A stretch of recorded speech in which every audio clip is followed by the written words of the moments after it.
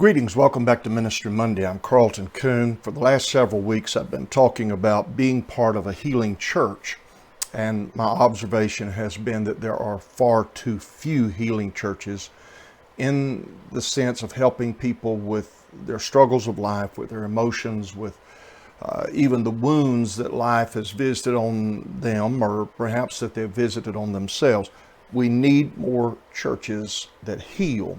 But in order for there to be churches that heal, we have to be leaders of those congregations who give themselves to being effective as part of the healing process.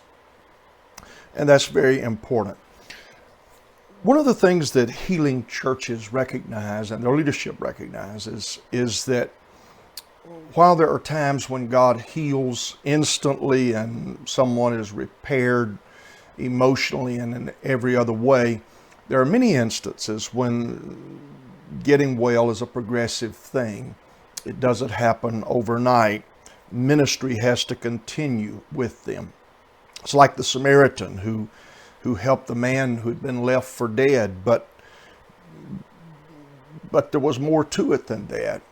He could say, well, I got my hands bloody and I really helped that guy, but instead he loaded him on his beast and he took the wounded to a place where he could find help and assistance, and he even paid for the man to be ministered to. And if more was needed, he was going to provide that as well. Sometimes we see people come to God and we anticipate an instant resolution. But so much of what people have visited on them these days is because there is little insight about how to live life. There's not just a whole lot of Book of Proverbs understanding on how to communicate, on how to deal with each other as a husband and wife, how to be a good parent, how to conduct one's business, how to keep the bills paid, and all of the other things that are simply part of what has to be done for an effective life. So as part of the healing, we have to help them to gain things that they didn't get. And it's a slow process.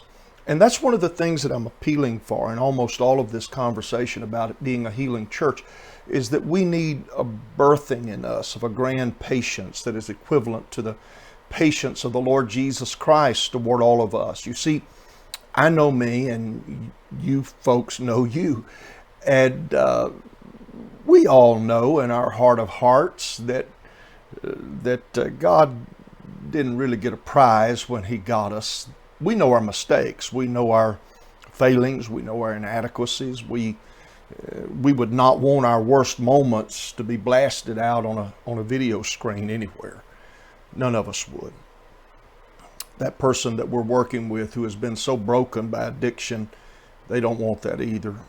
The lady who's been a prostitute, the man who's visited her, none of those want such to happen to them. It takes patience, a lot of patience. It takes time. And then I want to add to this today that as a healing church, we have to make room for the Spirit to work.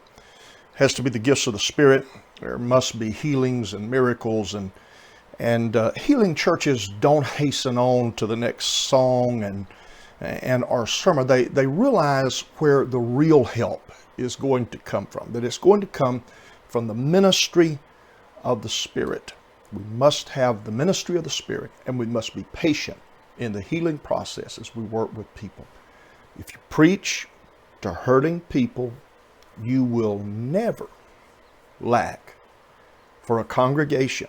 And I think it can be said this way: if you preach to hurting people, you will never lack for a growing congregation. God bless you. Have a good week. And as you have success and victory in your home Bible studies, please send me a note. We're in this thing together. Love you.